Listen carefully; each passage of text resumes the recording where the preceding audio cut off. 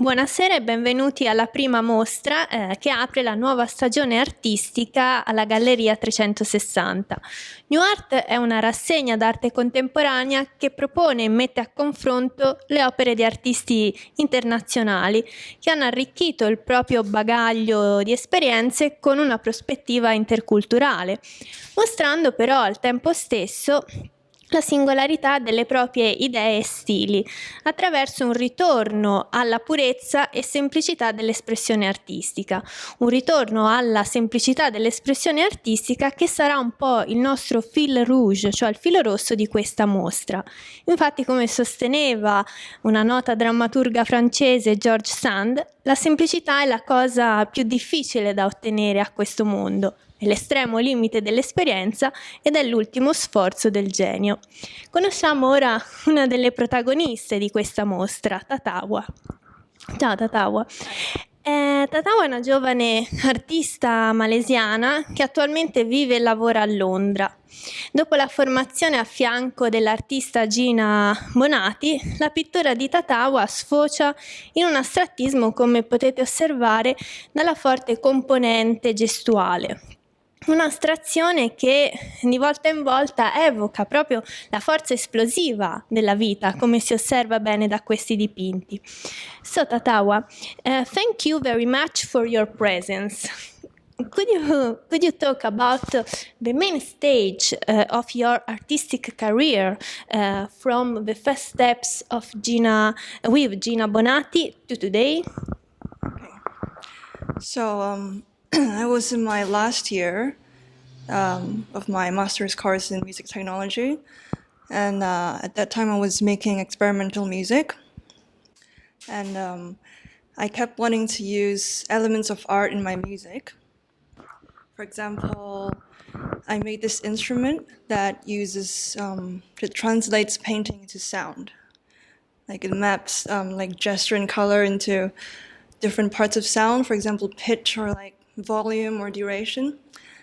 And at the same time, I was doing this sound therapy course. And for my final project, I designed this group therapy that lets people draw on a large sheet of paper together while listening to this music I compose. So all this time, I realized that I was doing all these things that are related to art, when actually what I really wanted to do was art itself. So I started taking abstract painting lessons with my teacher, Gina Bonati, in her small apartment in East Village in New York. I remember our first lesson, she gave me this long rectangular piece of paper on the floor, and she told me to paint from one end while she painted from the other end, and then we would meet in the middle. So that was when we made our first collaborative painting together. After a few lessons, we became a sort of duo, and we made about like 10 abstract paintings together, like collaborative paintings together. The way we painted was very intuitive and spontaneous. So we would listen to music, and then we would stare at the blank piece of paper for a long time, and then I would make random marks of charcoal. She would suddenly make a large gesture with ink, and then I would respond to that, and then she would respond to that, and so on and so on. What else? It's a bit like musical improvisation, which is what I'm familiar with, or even dance improvisation. She's also a dancer. So after a month and a half of that, she had to leave to California to study, and she gave me permission to use her apartment as a studio, and that's when I started to experiment on my own. I made almost about like hundreds of small paintings on paper, mostly, different series in 6 months, around 6 months. I had my first small exhibition in a cafe in New York, in East Village. And then I moved to London for 6 months. I painted there, and I had some shows there. And now I'm in Europe doing residencies and exhibitions. Okay, thank you. Let's move next to your paintings to observe very well this particular research. Please, let's talk a little bit of your painting properly. Which are the most important components for you in your artworks? For example, the color or the gestural component? The most important aspect of my art, I think, is that it's improvisational. So I used to improvise with my teacher, and as a musician I would improvise with other musicians, but here I'm improvising with myself. I see painting as a type of purging, like throwing up. My raw material would be my emotions and thoughts of the day, so it's a bit like journaling.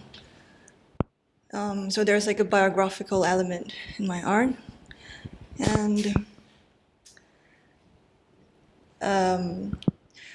it's kind of like making soup when you throw like different ingredients in a pot and you stir them together. So I like to throw everything onto the canvas and like mix them there on the fly.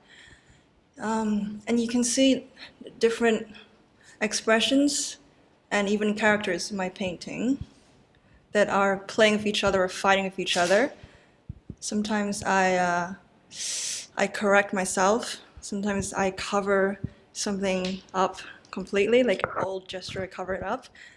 And this way of working, I find, even though it's free, all my habits and limitations, they come out anyways.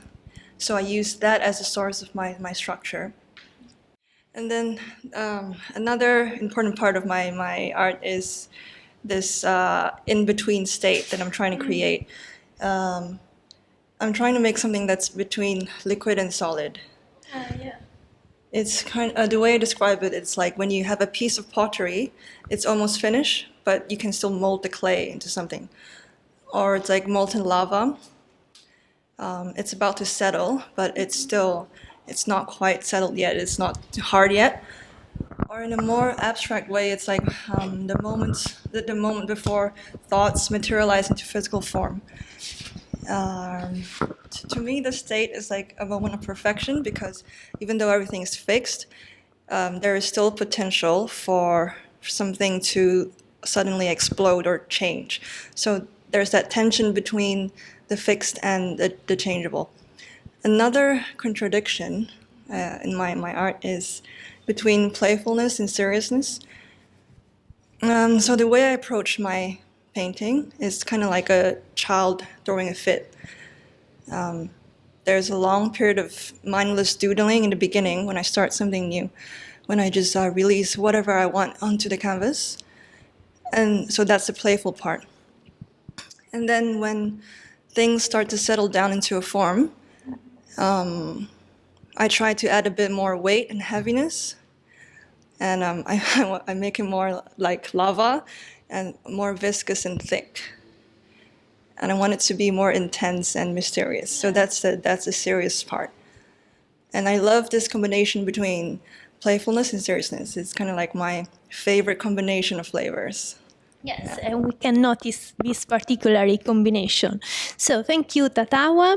I wish you to go on in this interesting experimentation way, because your art is really an art capable of listening in some way the urgence of the internal sounds, and also it is an art able to achieve a balance between mind and soul, between inner and strength, and lightness and power. So thank you.